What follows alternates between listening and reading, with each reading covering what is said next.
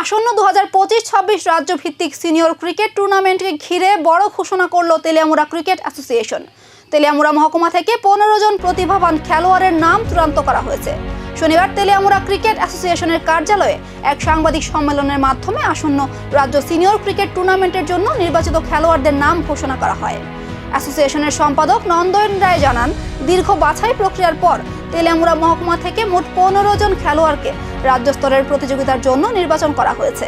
নির্বাচিত খেলোয়াড়দের মধ্যে রয়েছেন শুভম ঘোষ, দুর্লভ রায়, পামির দেবনাথ, পৃথ্বীরাজ গোপ, ওমকার মল্লিক, অঙ্কুর দেবনাথ, সৌম্রাংশু পাল, ধীমানজিৎ দাস, মিন্টু দেবনাথ, তন্ময় মজুমদার, প্রীতম দেবনাথ, অর্জুন দাস, অনুপ রায়, শিবব্রত দেবনাথ এবং চিন্ময় দেব।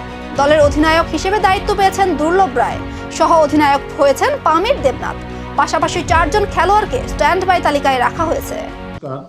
তেলিয়ামুড়া ক্রিকেট অ্যাসোসিয়েশন আজকে আমাদের মিডিয়া বন্ধুদের এখানে ডাকার একটি উদ্দেশ্য, ত্রিপুরা ক্রিকেট অ্যাসোসিয়েশন পরিচালিত স্টেট পিট মেন্স টুর্নামেন্টের যে এখানে রেজিস্ট্রেশনের সময়সীমা 9 জুন থেকে 15 জুনের মধ্যে দেওয়া হয়েছে।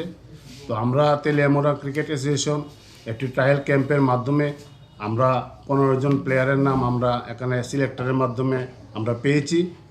আপনাদেরকে একটা বিষয় অবগত করতে চাই, আমরা বিগত 24-25 সালে আমরা ত্রিপুরা স্টেট মিটে আমরা প্লেট গ্রুপ থেকে আমরা এলিট গ্রুপে আমরা গিয়েছি এবং এবারও আমরা এলিট গ্রুপে আমরা পারফরমেন্স করব। তো আমাদের গত যে ট্রায়াল ক্যাম্প হয়েছিল, এই ট্রায়াল ক্যাম্পের মাধ্যমে আমরা যে 15 জনের নাম এখানে সিলেক্টরের মাধ্যমে এসেছে, আজকে এই নামগুলা আপনাদের কাছে বলবো। পাশাপাশি এখানে 4 জনকে স্ট্যান্ড বাই হিসেবে রাখা হয়েছে। প্রথমে যিনি আছেন Shubham Ghosh allrounder, Durlabh Roy allrounder, Pamir Debnath allrounder, Prithviraj Gope allrounder, Omkar Mallick. রাজ্য মঞ্চে তেলিয়ামুড়ার এই 15 তরুণ কি গড়ে তুলবে নতুন ইতিহাস? সাফল্যের পথে কে হবে আসল নায়ক? নজর এখন রাজ্য সিনিয়র ক্রিকেট টুর্নামেন্টের দিকে।